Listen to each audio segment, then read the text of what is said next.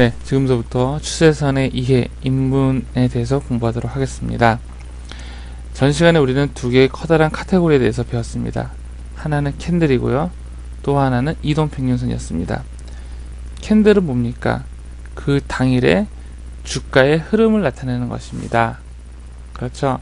만약에 그날의 캔들이 만약에 이러한 양봉이었다면 그날의 주가는 어떻습니까? 전반적으로 상승 추세다 라고 우리가 이해를 하는 거고요. 만약에 그날의 주가가 캔들의 모양이 음봉이었다면 그날의 주가는 하락 추세였구나 라고 우리가 판단한다는 것입니다. 그죠? 이런 캔들에서 우리가 상승 추세냐 혹은 하락 추세냐, 즉 추세를 우리가 알아보기 위해서 캔들을 공부하는 것입니다. 그런데 전 시간에도 잠깐 말씀드렸다시피 캔들 하나의 정보 가지고는 앞으로 주가가 상승을 할 것이냐 혹은 하락을 할 것이냐 정확한 정보를 얻을 수가 없기 때문에 우리는 어떠한 걸 쓰냐면 이동평균선을 씁니다. 5일 이동평균선, 20일 이동평균선, 그리고 장기 이동평균선이 240일 이동평균선까지 이런 이동평균선이 우상향이라면 앞으로 이 주식은 상승 추세겠구나 라고 우리가 정보를 받아들이는 것이고, 하락 추세라면 이동평균선이 밑으로 빠지고 있다면 앞으로 이 주식은 하락하겠구나 라고 생각하고 우리가 투자를 할 때 약간 유보를 하게 됩니다. 여러분들은 앞으로 주식 공부를 하면서 이동평균선을 바라볼 때 하나의 추세선으로 바라보셔야 됩니다. 실제로 이동평균선은 추세선의 역할을 하게 됩니다. 곡선 추세선의 역할을 하게 됩니다. 이동평균선은 곡선 추세선의 역할을 하게 됩니다. 중요한 기능 중에 하나입니다. 자, 이동평균선이 곡선 추세선의 역할을 하는 걸 한번 보도록 하겠습니다. 자, 이거는 KMW라는 주식입니다.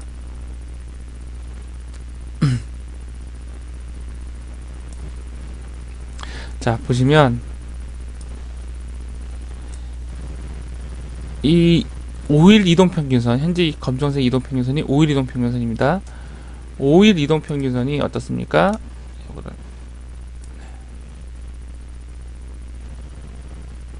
자, 5일 이동평균선이 오르락 내리락 하면서 하나의 추세를 나타내고 있습니다. 추세선을.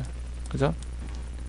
이 5일 이동평균선이 어떻습니까? 일단 우상향, 여기서 보시면 우상향이다 보니까 주가가 올라간다는 거죠. 그죠? 5일 이동평균선이 우상향으로 하다 보니까 이렇게 주가가 빠져도 5일 이동평균선이 상향이다 보니까 주가가 빠져도 크게 빠지지 않고 다시 그 상승세를 이어간다는 거죠. 그죠? 자, 근데 여기서 보시면 주가가 올라가다가 우상향에서 빠집니다. 또 며칠 있다가 또 주가가 이렇게 상승을 하죠. 즉, 이 5일 이동평균선을 보시면은 이런 부분이나 혹은 이런 부분을 보시면은 상향이었다가 금방 빠져버리고, 상향인 듯 하다가 금방 빠져버리고, 이러한 모습들 때문에 좀 더 긴 호흡 혹은 중기 투자자들은 5일 이동평균선보다는 조금 더 느긋하게 투자하고 싶어서 어떤 이동평균선? 20일 이동평균선을 쓰게 됩니다. 그보다 긴 20일 이동평균선을 쓰게 됩니다. 자, 20일 이동평균선이 여기서부터 여기까지 어떻습니까? 상승 추세죠. 그죠? 여기서부터 여기까지 상승 추세입니다. 그죠? 상승 추세다 보니까 20일 이동평균선이 상승 추세다 보니까 5일 이동평균선이 내려와도 금세 회복을 하게 되는 거죠. 여기서 이동평균선이 하는 기능은 뭐냐면 하나의 추세선의 역할을 해주는 겁니다. 하나의 추세선의 역할을. 20일 이동평균선도 나는 좀 짧다. 20일 이동평균선의 주기로 투자하는 거는 난 짧다. 조금 더 긴 호흡으로 투자를 하고 싶다 하시는 분들은 어떤 걸로? 자, 60일 이동 평균선을 두게 됩니다. 자, 60일 이동 평균선을 보니까 어떻습니까? 상승 추세가 여기서부터 여기까지가 상승 추세죠. 그죠? 60일 이동 평균선 긴 호흡으로 보니까 여기서부터 여기까지가 상승 추세입니다. 그죠? 실제로도 주가도 빠졌지만 다시 올라가고 여기까지 이렇게 내려왔습니다. 전반적으로 상승 추세라는 거죠. 그죠? 이렇게 이동평균선을 우리가 대할 때는 하나의 추세, 선의 개념으로 바라봐야 된다는 것입니다. 자, 그러면 추세선이 이렇게 이동평균선만 있냐? 아닙니다. 또 다른 추세선이 있습니다. 그것은 뭐냐면은 주가가 올라갈 때 혹은 내려갈 때 경우에 따라서는 일정한 진폭을 만들면서 올라가는데 그것을 바로 우리가 또 하나의 추세선, 직선 추세선이라고 합니다. 자, 주가가 현재 요거는 5일 이동 평균선입니다. 주가가 올라가다가 조정을 받고 내려오고 올라가다가 조정을 받고 내려오고, 자, 이런 과정을 반복하면서 이러한 저점을 연결하고 고점을 연결해 보니 일정한 그 진폭에 따라서 움직이는 경우가 굉장히 많습니다. 하락할 때도 마찬가지입니다. 하락할 때도 내려가다가 반등 주고 내려가다가 반등 주고, 이런 내려가면서 만든 고점과 내려가면서 만든 저점을 연결해 보면 일정한 진폭을 따라서 움직이는 경우가 굉장히 많습니다. 이렇게 일정한 진폭, 저점을 잇는 혹은 고점을 잇는 이러한 선을 우리가 무엇이라고 하냐면은 이것 또한 추세선이라고 합니다. 추세선이라고 하는데 특히 이렇게 저점을 찍고 올라가는 이 추세선을 뭐라고 하냐면 우리가 하나의 지지선이라고 합니다. 추세선인데 어떤 역할을 하냐? 지지선의 역할을 한다는 거죠. 그럼 이 위에 있는 선들은 뭐라고 합니까? 저항선이라고 합니다. 저항선이라고 합니다. 여기서는 이 위에 있는 선이 저항선의 역할을 하는 것이고요. 아래에 있는 것이 또 지지선의 역할을 하게 됩니다. 지지선의 역할을 하게 되는 것입니다. 지워졌네요. 네, 이렇게. 실제로 여러분들이 그 주식 투자를 하시면서 가장 크다란 게 뭐냐면은 이런 지지선 긋는 연습 혹은 저항선 긋는 연습을 하시는 게 주식 투자에 있어서 제가 봤을 때는 거의 50%입니다. 거의 50%입니다. 이렇게 지지선을 긋는 연습, 저항선을 긋는 연습을 함으로써 앞으로 이 주식이 어느 부분에서 반등을 할 것이고 어느 부분에서 빠지겠구나 라고 예측을 하고 그 예측에 따라서 우리가 주식 투자를 한다는 거죠. 만약에 그 예측이 틀렸을 때는 그에 따른 대응을 해야 되는 것이고요. 자, 지금까지 여러분이 배우셨던 거는 이동평균선도 하나의 추세선의 역할을 한다는 것입니다. 추세선의 역할을 한다는 것이고, 이런 이동평균선 뿐만 아니라 또 하나의 추세선의 역할을 하는 것이 있는데, 고점을 잇는 저항선, 저점을 잇는 지지선, 이것도 또 하나의 추세선이라는 것입니다. 자, 여기까지 공부를 하시고요. 다음 시간엔 추세선에 대해서 조금 더 자세하게 어떻게 지지선, 저항선이 연결되는지 알려드리도록 하겠습니다. 이상입니다.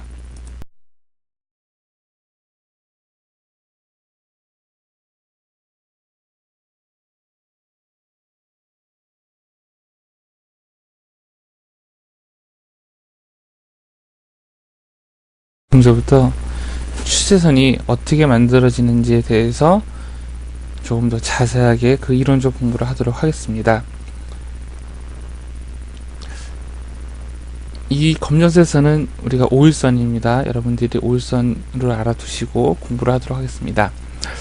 자, 어떤 주식이 이 자리에서 가격이 1,000원입니다. 5,000원입니다. 5,000원. 제가 처음에 기술적 분석의 이해를 할 때, 캔들의 이해를 하면서 했던 말씀 중에 하나가, 주식은 다 누구나 다 자기가 싸다고 생각하는 가격에 삽니다. 싸다고 생각하는 가격에 삽니다. 비싸다고 생각하는 가격에 사는 사람 없습니다. 이 A 지점에서 A라는 사람이 5,000원이 싸다고 생각해서 주식을 샀습니다. 그런데 이 주식이 10,000원이 갔습니다. B라는 지점에 이르러. 그러면은 A는 어떻습니까? 자기가 싸다고 생각하는 가격에 주식을 사서 100%라는 이익을 냈습니다. 그렇죠? 그리고 여기서 미처 못 산 사람도 분명히 있을 겁니다. 그죠? 근데 또 B에서는 또 10,000원이 싸다고 생각해서 사는 사람이 분명히 있다는 거죠. 그죠? 그랬는데 그 결과가 다시 어떻게 해요? 5,000원으로 다시 내려온 겁니다. 5,000원으로. 그러면 이때 ABC의 반응은 어떨까요? ABC의 반응은 어떨까요? 각각. 이 A가 느끼는 감정은 뭐냐면요. A가 느끼는 감정은 아깝답니다. 아깝다. 100% 이익을 냈는데. 그죠? A. 100% 수익을 냈는데. 수익을 냈었는데. 아깝다는 생각을 합니다. 그죠? 만약에 못 팔고 있었다면 당연하죠. 아깝다는 생각을 합니다. 그래서 이 사람은 무슨 경험이 있냐면은 상승의 경험이 있는 겁니다. 상승의 경험. 그 수익의 경험이 있습니다. 자기가 싸다고 생각하는 가격에 사서 수익의 경험이 있습니다. 자, B는 어떨까요? B는 큰일 났답니다. 큰일 났다. 마이너스 50%.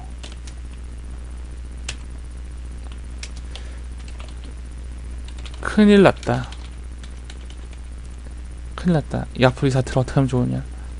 자, 이 사람은 무슨 경험입니까? 하락에 대한 경험이 남았고요. 그 다음에 손실에 대한 경험이 남았습니다. 그죠? 근데 A에서 미처 매수를 못한 사람도 분명히 있습니다. 그죠? A에서 미처 못했던 사람들도 있습니다. 이런 사람들 생각하기에는 어떻겠습니까? 지금의 심정이. 내가 저때 못 샀는데 요번에 다시 한번 사보자. 그래서 이 사람들한테는 기회로 다시 다가옵니다. 이 5,000원이라는 가격이 기회로 다가옵니다. 기회로. 그러면서 어떤 일을 해줍니까? 이 사람들이 매수를 하게 됩니다. 그죠? A에 있던 사람들은 어떻습니까? A에 있던 사람들은 상승의 경험이 있잖아요. 상승의 경험이. 그리고 자기가 싸다고 생각한 가격에서 매수를 해서 100% 수익이 났다는 거죠. 이 사람들은 심리적으로 어떻게 되냐면 기본적으로 매수를 하려고 하는 욕구가 강합니다. 당연히 그렇겠죠. 그러면 B에 산 사람들은 어떤 행동을 하게 되냐면요. 큰일 났으니까, 지금 50% 손실이 났으니까 소위 말하는 추가 매수, 즉 물타기를 하게 됩니다. 물타기. 그래서 평균 매입 단가를 7,500원으로 낮춥니다. 7,500원으로. 한 7,500원만 내려오면은 그래도 대충 7,500원만 반등해준다면은 그럭저럭 손실 안 보고 나오겠다라는 판단으로 물타기를 하게 되죠. 그래서 이 C에서 주가가 다시 반등을 하게 됩니다. C에서. 자, 이번엔 D에 갑니다. D로 다시 갔습니다. 그러면은 여기서 또 사람들의 또 심리는 어떨까요? 심리는 일단은 A는 어떻습니까? A 현재 이 사람들 계좌는 뭡니까? 플러스죠. 그죠? 자, B에 있는 사람들은 어떻습니까? B에 있는 사람들은 계좌가, 이 사람들도 현재 계좌가 플러스죠. 그죠? 7,500원인데 7,500원이 본전인데 어떻습니까? 현재 이게 만원까지 갔으니까 계좌가 플러스죠. 그죠? 이익이 났으니까. 자, 제일 해피한 사람은 누구입니까? C죠. C 있는 사람이 제일 해피하죠. 이 사람은 단기간에 100% 수익이 났습니다. 그죠? 계좌가 플러스. 자, 이렇게 다 계좌가 플러스인데 과거 어떤 경험이 있습니까? B 포인트에서 C 포인트로 또 마이너스 50% 났던 그런 기억들이 있잖아요. 그러면은 A, B, C 이 사람들이 현재 느끼는 게 뭐냐면, 아, 지금은 또 매도 타임이구나, 팔아야겠다, 이익을 확정지어야겠다. 그래서 매도 욕구가 강해집니다. 매도 욕구가 강해지고 실제로 매도를 하게 됩니다. 자, 그러면 여기서 용어가 하나 나오는데요. 요 B는 D에 어떤 역할을 해줍니까? 전고점 역할을 하는 겁니다. 전고점. B는 D에 뭐라고요? 네, 전고점이 됩니다. 자, 그러면 A는 C에 뭐가 되는 겁니까? A는 C에 뭐가 됩니까? 네, 맞습니다. 전저점이 되죠. 전저점 역할을 하게 됩니다. A는 C에 전저점 역할을 하게 됩니다. 자, 이렇게 해서 주가가 전저점을 만들고 전고점을 만듭니다. 그러면서 요 사이에서 흐름을 뭐라고 합니까? 우리가 이렇게 왔다 갔다 하는 흐름을 박스권이라고 합니다. 박스권 흐름이라고 하죠. 요 사이를 왔다 갔다 하는 걸 박스권 흐름이라고 합니다. 자, D에서 매도 욕구를 느낀 사람들이 다시 팝니다. 어디까지? 팔아서 주가가 어디까지? 자, 이 포인트까지 주가가 하락을 합니다. 그죠? 그 이 포인트에서는 또 어떻게 했습니까? C 포인트에서 느꼈던 사람들의 심리 상태로 또 주가가 또 매수를 합니다. 물타기 하는 사람, 추가 매수를 하는 사람, 그 다음에 그때 수익을 못 봐서 안타까웠던 사람들이 또 수익을 내기 위해서 매수를 합니다. 그리고 나서 다시 어떻습니까? 또 이게 F까지 반등을 합니다. F 포인트까지 또 반등을 합니다.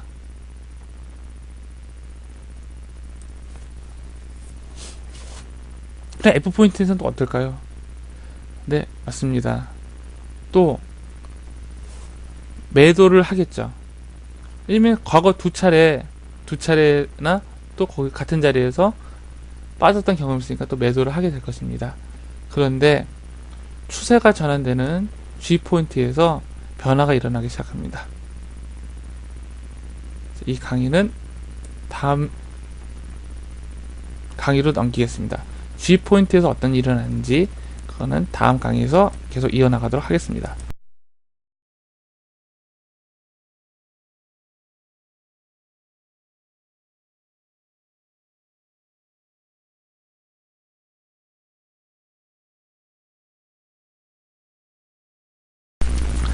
자, G 포인트에서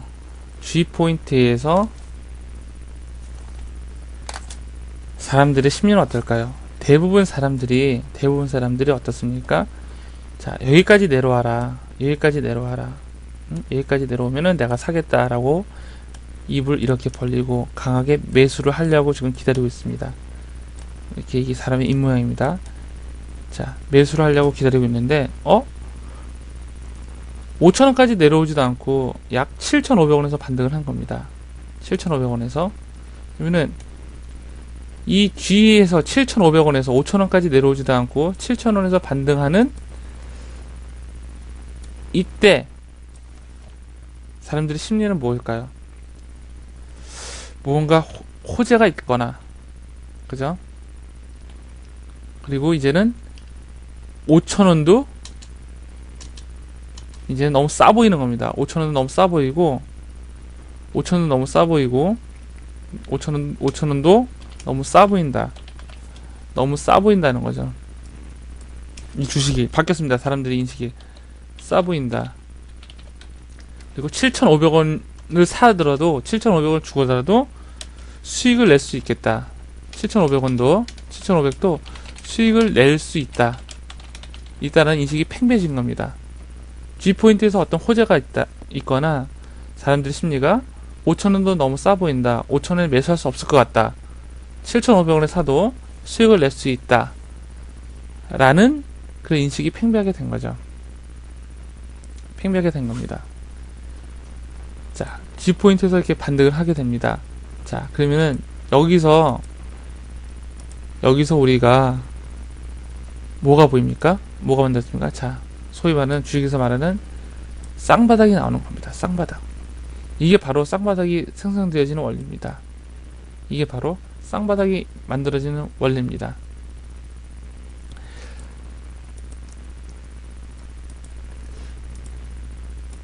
이번에는 H포인트까지 왔습니다. 예전에 한 번, 두 번, 세 번씩이나 만원이라는 가격대에서 주가가 빠졌습니다. 만원이라는 주가에서 가격이 하락했는데 요번에 하락하지 않고 뚫어버린 겁니다. 하락을 하지 않고 뚫어버리는 겁니다. 자, 이런 모습을 뭐라고 합니까? 모 돌파? 이런 모습을, 네, 맞습니다. 바로 이런 모습을 전고점 돌파라고 합니다. 전고점 돌파. 그죠? BDF가 전고점인데 전고점을 돌파했습니다. 자, 전고점을 돌파했을 때 사람들의 심리는 뭘까요? 전고점을 돌파했을 때 사람들의 심리. 맞습니다. 만원도 싸 보이는 거죠. 만원도 싸 보인다. 역시 싸 보인다. 싸 보인다. 만원도 싸 보인다. 또 뭐? 만원도 만원에 매수를 해도 수익을 낼 수 있다입니다. 그러니까 사는 거죠, 사람들이. 그죠? 그러니까 사람들이 사는 겁니다. 자, 전고점 돌파하면서 어떤 일이 있습니까? 여기에 각각 BDF에 물렸던 사람들의 그 매도 욕구를 어떻습니까? H에서 다 해결을 해준 거죠. 이 사람들이 다 본전 왔다고 던지는 것을 어떻습니까? H에서 다 사람들이 사줬겠죠. 그러니까 주가가 올라가겠죠. 그러면은 H에서 어떤 일이 난 겁니까? 어떤 일이 났습니까? 네, 손바뀜이 일어난 거죠. 소위 말하는 H에서는 무슨 일이 일어나냐면은 손바뀜이 일어난 것입니다. 그죠? 여기에 물려있는 사람들을 H가 다 사주니까 올라간 거죠. 자, 손바뀜이 일어난 거죠. 그죠? 그러면은 H의 본전은 얼마입니까? 본전은 만원이 됐습니다. 그죠? H 본전은 만원입니다. 그죠? H에 산 사람들은 본전이 만원입니다. 본전에 오면은 어떻을까요? 본전에 오면 사람들의 심리는 어떨까요? 본전에 오면 사람들의 심리, 만원에 왔을 때 다시 주가가 상승하고 만원에 왔을 때 주가가 여기서 만원을 돌파하고 다시 만원으로 떨어졌을 때 요 본전에 자기 본전에 있는 사람들의 심리가 어떨까요? 이 사람들 왜 샀습니까? H에서는 싸다고 생각하니까 주식을 산 겁니다. 만원에 수익을 낼 수 있으니까, 만원에 수익을 낼 수 있으니까 주식을 산 거죠. 그죠? 근데 만원 갖다가 여기가 만약에 15,000이라고 한다면은, 이 가격이 15,000이라고 한다면은 만원에 사서 15,000원까지 이 사람들은 사서 수익을 받습니다. 즉 50% 이익을 받습니다. 그러면은 다시 이 지점으로 돌아왔을 때, 제 지점으로 돌아왔을 때 사람들은 어떤 심리를 가지게 되냐? A와 같은 심리와 똑같게 됩니다. 즉 자기가 싸다고 생각하는 가격에 사서 A는 100% 이익을 받죠. H에 산 사람도 자기가 싸다고 생각하는 가격에 사서 I까지 15,000원까지 올라가는, 즉 50%의 이익을 받습니다. 50% 이익을 받습니다. 이익을 받습니다. 자기가 싸다고 생각하는 가격에 사서 이익을 받다는 거죠. 그리고 본전에 왔잖아요. 그죠? 자기가 만원에 샀는데 다시 본전에 왔죠. 그 본전이 어떤 본전입니까? 저 앞에 전고점의 물량을 다 받아줬잖아요. 요 앞에 물려있는 사람들의 본전을, 물려있는 사람들의 그걸 다 받아주고 만든 본전이잖아요. 그죠? 그러면 심리가 어떻겠습니까? 강하게 지키려고 하겠죠. 그죠? 강하게 지키려고 할 겁니다. 자기 본전을 강하게 지키려고 할 겁니다. 그래서 뭐 합니까? 또 매수를 하게 됩니다. 매수를 하게 되겠죠. 그러면서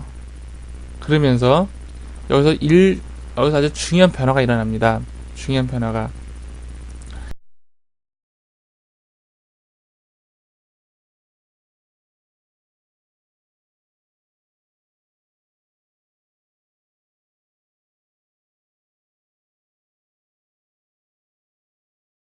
여기서 아주 중요한 변화가 일어납니다. 중요한 변화가. 자,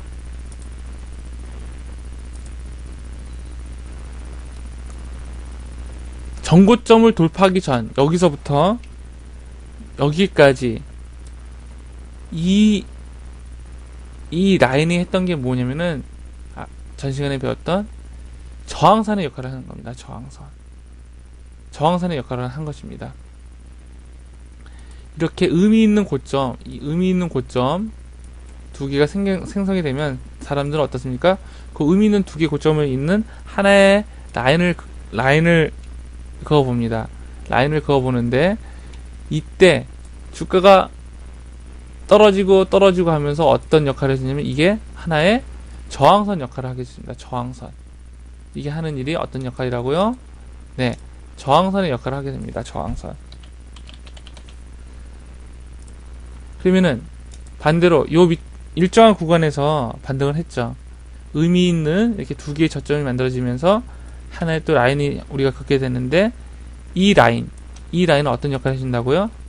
네, 맞습니다. 이 라인은 바로 지지선의 역할을 해주는 겁니다. 지지선의 역할을 해줍니다. 그런데 요 돌파하고 나서 이 사람들이 물려있던 거를 다 받아주고, 그리고 나서 돌파하고 나서부터는 이 저항선은 역할을 바꾸게 됩니다.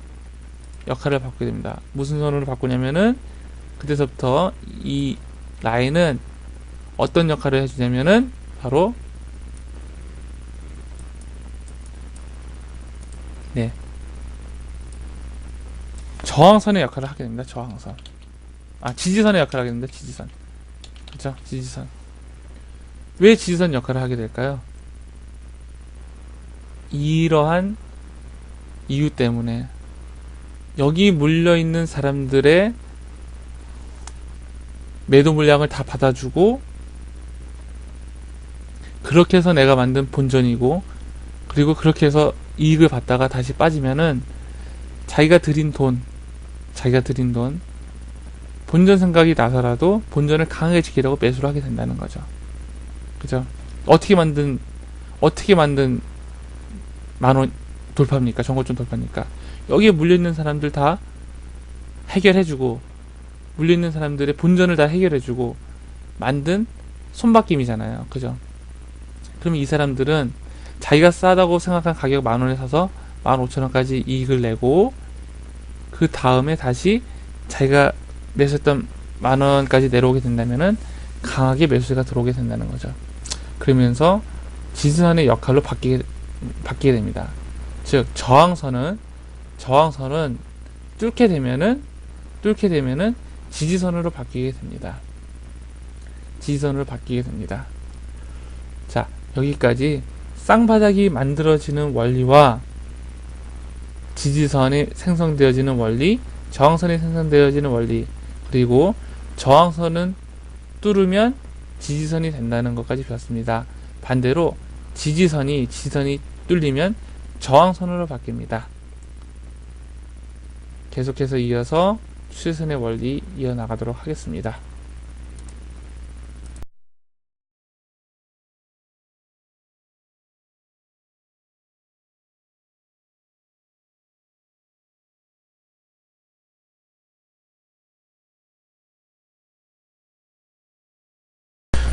자, 추세선에 의해 계속 공부하도록 하겠습니다.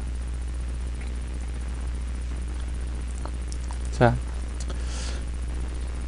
여기서 우리가 이제 추세선을 그을 때 의미 있는 저점 두 개를 연결하고, 혹은 의미 있는 고점 두 개를 연결하고, 그 사이에서 주가가 흐른다고 그랬죠. 그죠?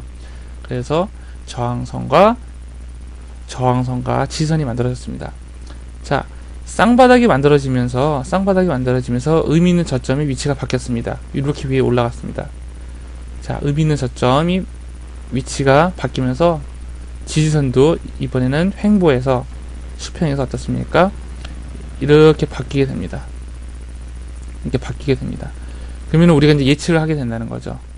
아, 의미 있는 저점 요거 두 개를 연결해 보니까 이런 포인트가 나오고, 또 전고점을 그래서 돌파를 했죠. 돌파하고 빠질 때, 아, 여기가 전고점을 돌파하고 빠질 때 강한 지지선 역할을 하는구나. 그리고 이러한 의미 있는 저점 두 개를 연결해 보니까 겹친다는 거죠. 그러면 아, 여기가 강력한 또 하나의 지지선 역할을 하겠구나. 그러면은 이 추세선 라인에서 또 이집에서 반등을 하겠구나. 사람들이 그렇게 생각하고 추세선을 긋기 시작합니다. 그리고 실제로 주가 흐름이 그 상태로 많이 흐른 경우도 많습니다. 자, 주가가 I포인트까지 올라갔다가 다시 떨어졌습니다. 그러면 여기도 어떻습니까? 의미 있는 고점 두 개가 생겼죠. 생겼습니다. 그러면서 어떤 선이 그어집니까? 네. 자, 죄송합니다. 이러한 추세선이 하나 만들어지죠. 그죠? 자, 이 추세선의 역할은 뭐? 저항선. 이 추세선의 역할은 뭐? 지지선입니다. 그래서 주가가 이 흐름을 따라서, 추세대를 따라서 움직입니다. 자, 10,000원에서 15,000원 갔다가 다시 10,000원.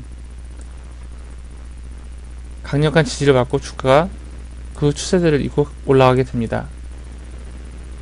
자, 이번에도 올라가게 되고요. 근데 이번에도 주가가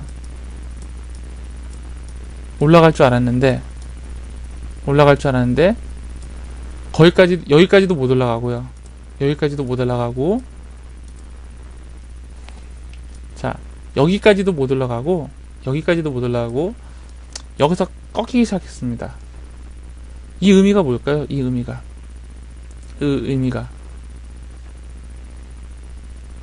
여기까지 올라갔을 때는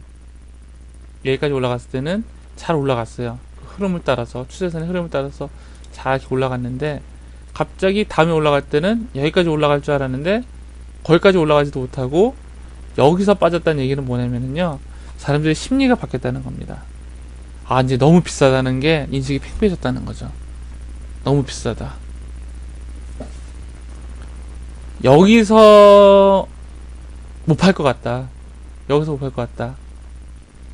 미리 팔아야겠다. 여기서도 못 팔 것 같다. 미리 팔아야겠다. 못 팔 것 같다. 미리 팔아야겠다. 이러한 인식들이 팽배해지면서 주가가 여기까지 올라오지도 못하고 여기서 꺾이게 됩니다. 자, 여기서 꺾이게 됩니다. 여기서 만들어지는 게 뭡니까? 우리가 흔히 쌍봉이죠, 쌍봉. 자, 이 쌍봉이 만들어지는 겁니다. 이렇게. 이게 쌍봉의 생성 원리입니다. 못 팔 것 같다. 빨리 팔아야겠다. 이익을 확정지어야겠다. 혹은 손실을 보지 말아야겠다. 그러한 심리들이 어우러져서 추세대로 가지 못하고 그 밑에서 꺾어지는 거를 우리가, 이런 심리 때문에 만들어지는 게 쌍봉입니다. 자, 여기 쌍봉 보이시죠? 그죠? 우리 책에서 많이 보는 쌍봉. 그러면서 여기를 끝내는 극복하지 못하고 주가가 빠집니다. 그래서 의미 있는 고점이 만들어집니다.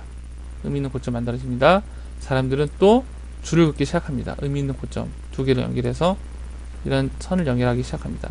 무슨 역할을 하니까 이게 앞으로, 네, 맞습니다. 저항선 역할을 하게 된다는 거죠. 저항선 역할을 하게 된다는 것입니다. 자, 요거는 이제 뭘로 바뀌었습니까? 요 선. 죄송합니다. 자, 이 선은 앞으로 무엇으로 바뀔까요? 여기까지는 지지선이었죠. 그죠? 지지선을 뚫고 내려와서 다시 지지선을 못 뚫을 때는 이게 어떤 역할을 하기 때문에 저항의 역할을 하게 되는 겁니다. 저항선의 역할을 하게 되는 것입니다. 자, 이제 주가는 쌍봉이 만들어져서 주가가 하락을 합니다. 또 의미 있는 저점이 만들어집니다. 사람들은 또 의미 있는 저점에다가 또 줄을 긋기 시작합니다.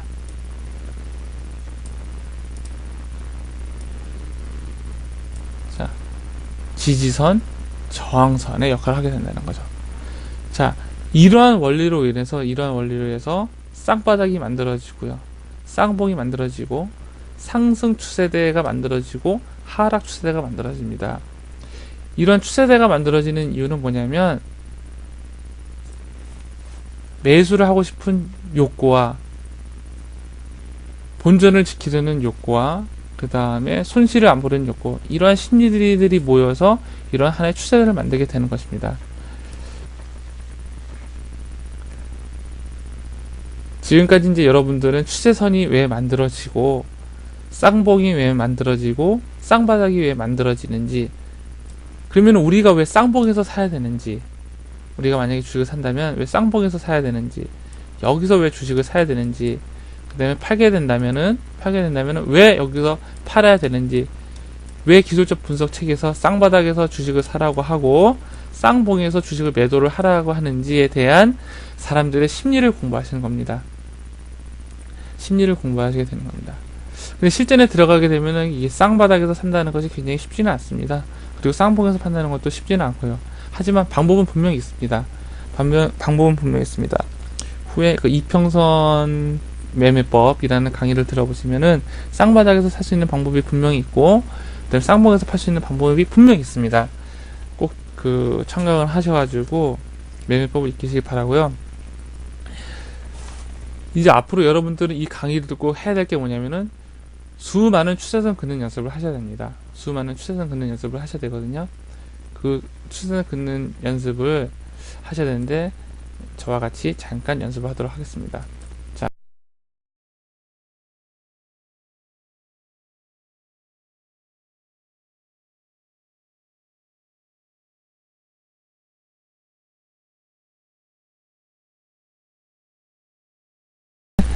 저와 같이 잠깐 연습을 하도록 하겠습니다. 자, 상승 추세선입니다. 상승 추세선 어떻습니까? 의미 있는 자, 이거 한번 해볼까요? 연습을 해볼까요? 자, 어떻습니까? 자, 의미 있는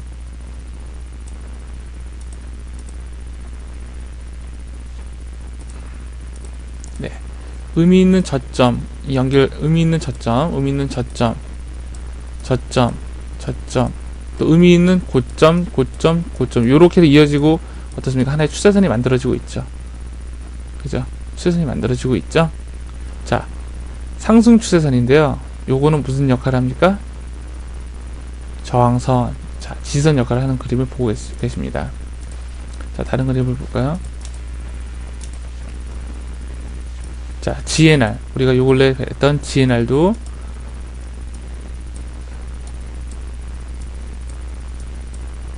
자, 이 그림을 보시고 이제 이해가 가시죠. 그죠? 왜 주가가 여기서 빠졌을까? 에 대한 이해가 되시리라고 생각이 되십니다. 또 다른 걸 보겠습니다. 자, 상승 추세선. 똑같은 게 나왔네요. 이번에는 하락 추세선을 보도록 하겠습니다. 자, 여기서도 보시면은 의미 있는 저점은 어떻습니까? 여기서 연결해 보니까, 자, 여기를 따라서 쭉 올라가던 것이 이번에는 어떻게 해요? 여기까지 올라올 줄 알았는데, 주가가 여기까지 이렇게 올라올 줄 알았는데 어떻습니까? 여기까지 올라오지도 못하고 여기서 이제 하락을 하기 시작하는 겁니다. 그죠?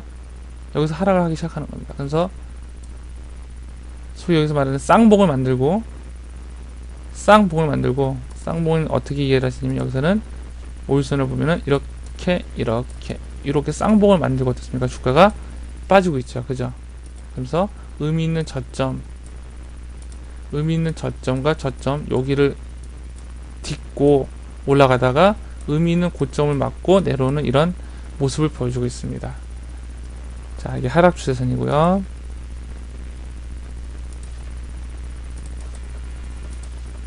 자, 여기서도 보시면 하이닉스입니다. 하이닉스 언제 겁니까? 2009년도 건데, 자, 이것도 대표적인 하락 추세선, 아주 이쁘게 하락 추세선 정석을 밟고 올라오는 종목이죠. 자, 하락 추세들을 벗어나는 순간 요소는 뭐가 된다고요? 요소는 지지선의 역할을 해준다는 겁니다. 지지선의 역할을 해준다는 거.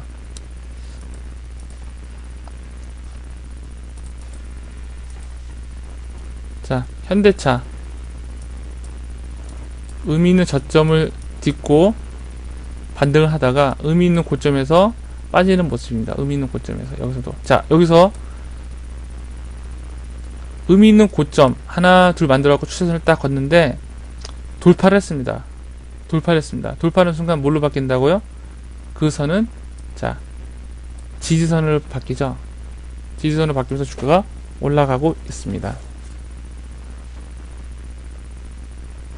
자, 하나 더 보시겠습니다.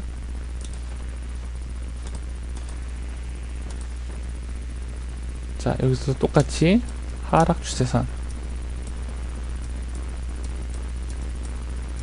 돌파했습니다. 뭘로 바뀌었습니까? 예, 지지선으로 바뀌었습니다. 지금까지 여러분들은 쌍봉이 만들어지는 원리와 상승 추세선, 하락 추세선에 대해서 조금 더 깊게 공부를 하셨습니다.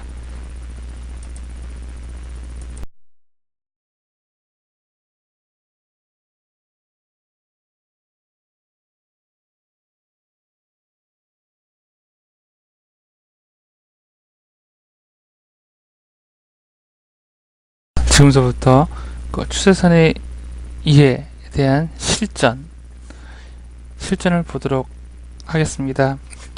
제가 저번 시간에 이 쌍바닥이 생기는 원리, 박스권 매매가 생기는 원리, 그 다음에 상단 추세선이 생기는 원리, 하단 추세선이 생기는 원리, 또 저항선이었다가 지지선으로 바뀌는 원리, 또 쌍봉이 생기는 원리 등등 굉장히 많은 것들에 대해서 추세선에 대해서 말씀을 드렸습니다. 그러면 실제로 차트에서는 어떻게 나타나지는지 한번 보도록 하겠습니다. 자, 이 차트는 현대해상 차트입니다. 자, 현대해상의 차트입니다. 이 그림을 보고 지금 설명드린 이 그림을 다시 한번 우리가 생각해 보도록 하겠습니다. 자, 어떤 사람이 이 가격이 얼마냐면은 14,000원입니다. 14,000원에 주식을 샀습니다. 그래서 17,000원까지 수익을 받습니다. 어느 정도 주가가 올라가면 어떻습니까? 이익 실현을 하기 위해서 매도를 하겠죠. 14,000원에서 17,000원까지 올랐다면은 20% 이상, 우량주로 20% 이상 한 달도 안 된 기간으로 수익을 냈습니다. 자, 이번엔 빠졌습니다. 매도 욕구에 의해서. 자, 그런데 어디서 반등을 했습니까? 어디서? 전에 14,000원에서 17,000원까지 수익을 받던 사람들이 자기가 싸다고 생각한 가격이 오니까 어떻습니까? 다시 이렇게 지갑을 열고 혹은 입을 벌리고 매수를 해야지 기다리고 있다는 겁니다. 자, 그러면은 이 포인트는 여기에 여기에 전저점이 되는 거죠. 그죠? 여기를 만약에 우리가 배운 대로 A라고 한다면 A는 뭡니까? 여기를 B라고 한다면 B의 전저점이 되는 거죠. 자, 전저점에서 다시 주가가 반등을 합니다. 다시 17,000원까지. 근데 보니까 전에 17,000원에서 이렇게 하락했다는 경험이 있단 말이에요. 사람들도 매도를 합니다. 왜? 손실 보기 싫으니까. 전에 그런 경험이 있으니까. 이 주식 가지고 매매를 해서. 자, 그래서 주가가 이렇게 하락을 하게 되는데, 요번에도 사람들이 어디서? 한 14,000원에서 내가 이거를 또 매수를 해야지 입을 이렇게 벌리고 있는데, 이번에 14,000원까지 오지도 않고, 어디서 반등을 합니까? 15,200원 정도 되는 가격에서 반등을 했습니다. 왜 반등을 했을까요? 왜 여기서 반등을 했을까요? 15,000원에 사도 이익을 낼 수 있을 것 같으니까 산 겁니다. 그렇죠? 15,000원에도 사도 이익을 낼 수 있을 거니까 산 거예요. 막상 이 자리에 와보니까 그 전에 두 번씩이나 꼬꾸라진 경험이 있단 말이죠. 자, 다시 하락을 합니다. 그런데 이번에는 더 높은 가격 15,000. 자, 여기서 다시 주가가 반등을 하게 되는데 그 전보다는 좀 더 높은 가격 한 15,500원에서 반등을 하게 됩니다. 그러면은 여기보다는 여기에 그 매수 욕구가 더 센 거고, 여기보다는 여기가 매수 욕구의 힘이 더 센 거죠. 그죠? 14,000원 못 살 것 같으니까, 14,000원 못 살 것 같으니까, 그리고 15,500원, 15,600원 더 많은 돈을 줘도 이익을 낼 수 있을 것 같으니까 사람들이 주식을 사는 겁니다. 자, 이 저점서부터 반등하는 요런 갭의 크기와 여기서부터 여기까지 그 반등하는 이 갭의 크기, 가격의 공간의 크기가 어떻습니까? 여기보다는 여기가 크고 여기보다는 여기가 크죠. 자, 그러면서 어떻습니까? 여기서 1차로 쌍바닥이 만들어지고요. 쌍바닥이 만들어지고 여기서 그 다음에 쌍바닥보다 더 힘이 좋다는 쓰리바닥이 만들어집니다. 그죠? 쓰리바닥이 만들어졌습니다. 그러고 나서 어떻습니까? 자, 전 고점을 돌파를 했습니다. 전 고점을 돌파를 했습니다. 그러면은 지금 여기까지는 어떤 역할을 했습니까? 여기까지는 여기가 저항선 역할을 했죠. 저항선 역할을 했습니다. 그런데 저항선 역할을 이제부터 안 하게 되죠. 뚫는 순간 뭘로 바뀐다? 네, 뚫는 순간 앞으로 이 라인은 어떤 라인? 지지선으로 바뀐다는 겁니다. 앞으로 이 라인은 강력한 뚫는 순간 지지선으로 변하게 된다는 거죠. 자, 뚫을 때 어떤 현상이 일어난다고요? 손바퀴 현상이 일어난다고 그랬죠? 여기에 물려있던 사람들이 매도를 합니다. 그죠? 또 여기 있던 사람들이 물려있던 사람들이 매도를 하고요. 또 여기 있던 사람들이 물려있던 사람들이 매도를 합니다. 여기서 물린 사람들을 다 받아주고 주가가 상승을 합니다. 그죠? 자, 상승을 해요. 손바뀜이 일어난 거죠. 손바뀜이 일어난 거죠. 그래서 사람들은 어떻습니까? 매수 대기를 이제부터는 또 어디 섭니까? 자, 여기로 요 라인까지만 와라. 여기까지 오면 내가 입을 벌리고 매수를 하겠다 라고 기다리고 있는데 어떻습니까? 여기까지도 오지도 않고 또 이런 공간의 갭을 만들고 또 주가가 상승을 합니다. 공간의 갭을 만들고 어떻습니까? 주가가 상승을 해버립니다.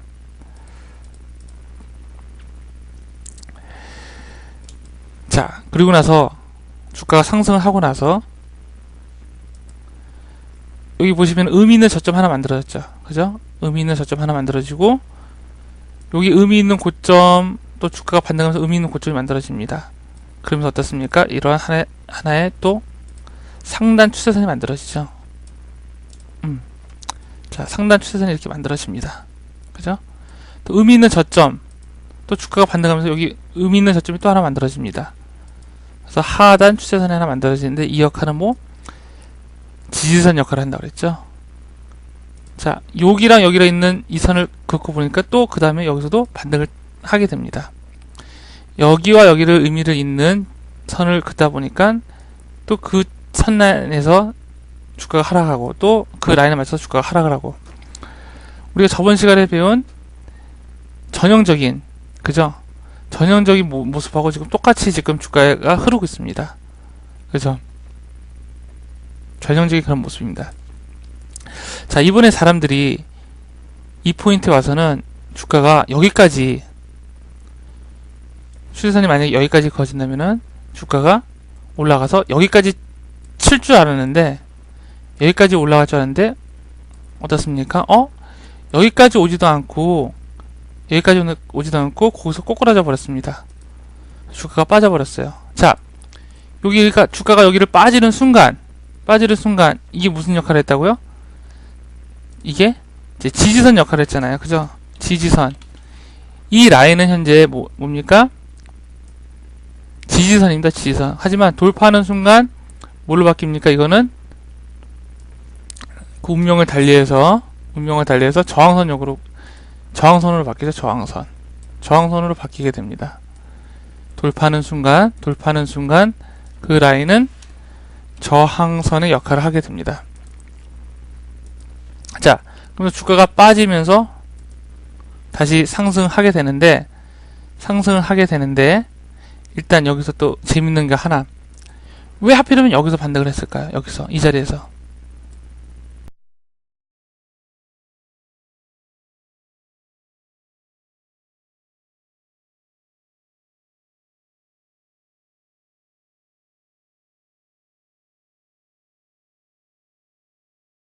일단 여기서 또 재밌는 게 하나. 왜 하필이면 여기서 반등을 했을까요? 여기서 이 자리에서. 보니까 그 전에 비슷한 라인에서 주가가 상승한 경험이 있죠. 즉 여기서 산 사람들이 있을 거 아니에요. 여기서 사서 여기까지 수익을 본 사람들이 있었겠죠. 수익을 봤던 사람들이 있었겠죠. 그 사람들이 자기가 싸다고 생각하는 가격에 와서 주식을 또 매수를 합니다. 자, 매수를 해요. 그래서 주가가 이렇게 반등을 하는 것입니다. 그런데 힘이 세다면 어떻습니까? 앞에 만들어진 고점을 돌파를 할 텐데 힘이 없다 보니까 이렇게 위에서 누르는 힘이 워낙 세다 보니까 어떻습니까? 즉 매수세보단 아래에서 위로 올리는 매수세보다 위에서 누르는 매도세가 더 힘이 세니까 주가가 여기를 못 미치고 올라갔다가 이렇게 빠집니다. 이렇게 빠지죠. 그죠? 자, 뭐가 보입니까? 여러분 눈에는 쌍봉이 보이죠. 쌍봉이 보이죠. 쌍봉이 보입니다. 쌍봉이.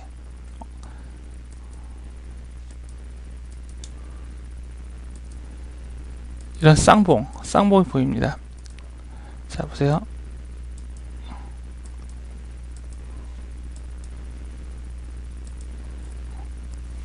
어떤 쌍봉이 보입니까? 여기 고점이 낮은 전형적인 쌍봉이 보이시죠? 그죠? 쌍봉이 보이죠? 전 시간에 배웠던 이 그림하고 똑같죠? 그죠? 이 쌍봉이 만들어지는 원리와, 그죠? 이 쌍봉이 만들어지는 원리가 똑같죠? 저번 시간에 어떻습니까? 쌍봉 말고 더 신뢰도가 높은 게, 봉이 3개가 있는 이런 모습이 앞으로 주가가 하락을 할 것이다 라고 우리에게 사인을 주는 모습입니다. 여기가 만약에 왼쪽 어깨라고 하고요, 여기가 머리고 여기가 오른쪽 어깨라고 한다면은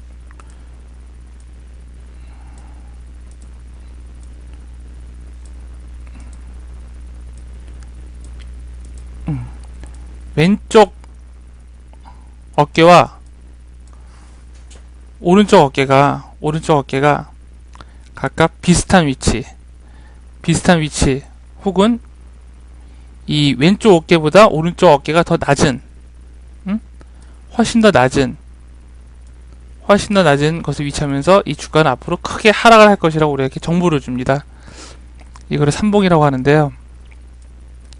삼봉 매도법이라고 하는데, 자, 그거와 똑같은 모습이 비슷한 모습이 현재 현대해상에서 2009년 9월하고 10일경에 나타났습니다. 그죠? 자, 주가가 또 내려옵니다. 또 올라가고 또 내려옵니다. 자, 또 뭘 만들었습니까? 의미 있는 고점 2개, 의미 있는 저점 2개를 만들었죠. 그러면서 또 어떻습니까? 또 추세를 이렇게 하나가 또 만들어지게 되는 겁니다. 이런 추세들이.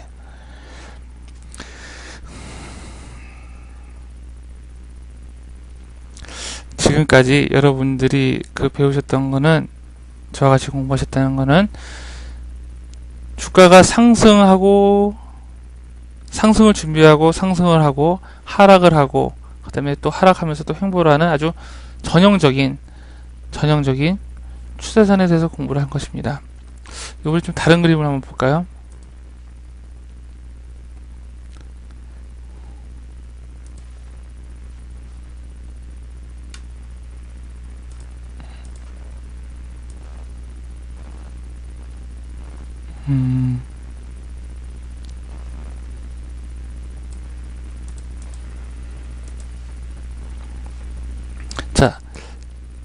이거는 이제 하락 추세선입니다. 하락 추세선.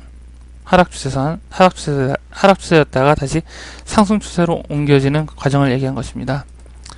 자, 여기 보시면 의미 있는 고점 하나, 의미 있는 저점 하나, 의미 있는 저점 하나. 자, 뭘 긋습니까? 추세선. 무슨 역할을 한다고요? 지지선. 자, 여기에 의미 있는 고점 하나 만들었습니다. 의미 있는 고점 하나 만들었습니다. 자, 선을 하나 긋습니다. 자, 이것도 하나의 추세선인데 이건 어떤 역할을 합니까? 저항선 역할을 하죠. 자, 주가가 반등을 했다가 올라오면은 저항선 받고 내려오고, 지지선 받고 올라왔다가 저항선 받고 내려오고. 자, 이런 모습들을 계속 반복하는데, 자, 여기서는 어떤 모습을 보입니까? 하락 추세를 벗어났죠. 그죠? 요 순간은 이게 원래 힘이 없는 거라면은 여기서 맞고 다시 이렇게 떨어졌어야 되는 건데, 그리고 요 추세대에 맞아야 되는 건데, 여기로 떨어지지 않고, 그죠? 여기서 떨어지지 않고 뚫었습니다. 자, 하락 추세를 벗어났습니다.